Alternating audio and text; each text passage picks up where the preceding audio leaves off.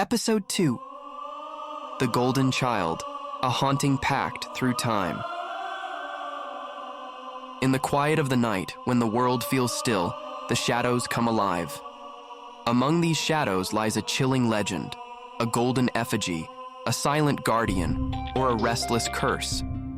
Tonight, we unravel the haunting tale of the Kuman Thong, a symbol of protection and fortune born of darkness. What begins as an ancient pact forged in shadows has taken new forms, reshaping the boundaries of devotion and fear. What begins as a promise of blessings often spirals into a tale of devotion, betrayal, and haunting consequences. Welcome to the Midnight Society, where shadows speak, and silence is rarely what it seems. From ritual to relationship, the Kuman Thong, or Golden Child, is deeply rooted in Thai folklore and animistic practices. These effigies were believed to house the spirits of unborn children, bound to physical objects through dark ceremonies. Traditionally, this involved preserving the remains of stillborn fetuses, a process as macabre as it was unsettling. In its earliest rituals, fetuses were dried, adorned with gold leaf, and infused with incantations to transform them into spiritual guardians. Over time, the practice evolved. Modern-day Kuman Thong are often crafted from sacred herbs, metals, or wood, blessed by monks to carry the spirit's essence without relying on human remains. Yet the bond remains as chilling and unbreakable as ever. Owning a Kuman Thong isn't merely a possession, it's a relationship. These spirits are treated as surrogate children, requiring daily offerings of milk, toys, and prayers. Neglect risks not only your fortune, but your peace of mind, as the effigy's silent watch becomes a source of dread. It's like having a child that never grows up. I'm both comforted and haunted by its presence. From ancient rituals to modern devotion, the Kuman Thong bridges the past and present, a chilling bond forged in shadows. Evolution of belief. Kuman Thong to Luk Thep. As cultural norms evolved and societal scrutiny increased, the practice of owning Kuman Thong also changed. In its place, a new iteration emerged, Luk Thep, or child angel dolls. These hyper-realistic figures reflect a sanitized evolution of ancient beliefs while retaining their eerie devotion. Perhaps the sanitized form of Luk Thep offers believers the comfort of tradition without the shadows of its darker origins, a compromise between faith and societal norms. Yet, even in their sanitized form, Luk Thep carry an aura of unease, their lifelike gaze blurring the line between the living and the inanimate. Critics argue that the doll's popularity has spurred a lucrative market, raising questions about the commercialization of faith and the exploitation of vulnerable believers. Luk Thep may have replaced Kuman Thong in practice, but both reflect humanity's unrelenting desire for connection and control in an uncertain world. Shadows in real life.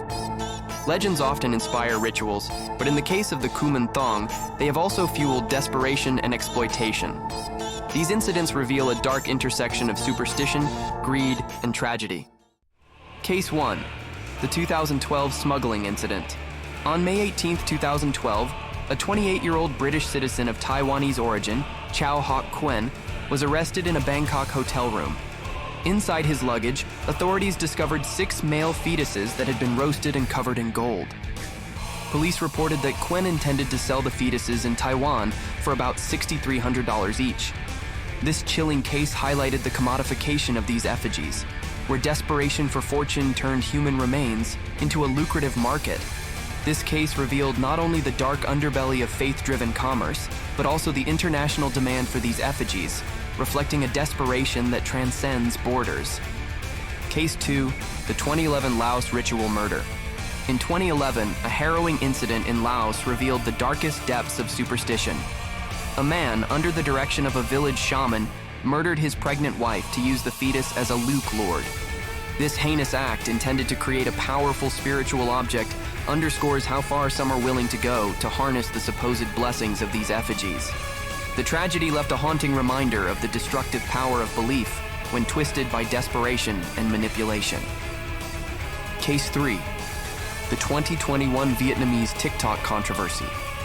On February 27, 2021, a Vietnamese YouTuber named Thong Nguyen sparked outrage after posting a video on TikTok. In the video, she was seen asking for blessings from a Kuman Thong. The clip, aimed at entertainment, quickly drew protests from parents concerned about its influence on children. Authorities intervened, citing anti-superstition laws, and fined the YouTuber for promoting superstition. This incident underscores how ancient beliefs are amplified in the digital age, reaching a wider and younger audience than ever before. The Kuman Thong's legend finds new life, its influence now extending into homes through social media and the global internet. These cases expose the dark reality of the Kuman Thong, where desperation and faith collide, leaving lasting scars on those who dare to believe. Conclusion: shadows that linger. From the dark necromancy of Kuman Thong to the sanitized spirituality of Luk Thep, these practices reflect humanity's enduring need for control amidst chaos. Yet, as we bind ourselves to these silent guardians, we must ask, at what cost? Good night. And remember, not all monsters hide in the shadows. Sometimes they sit silently on your altar or beside you at the dinner table. Until next time, beware of the pacts you forge, for their echoes may follow you forever.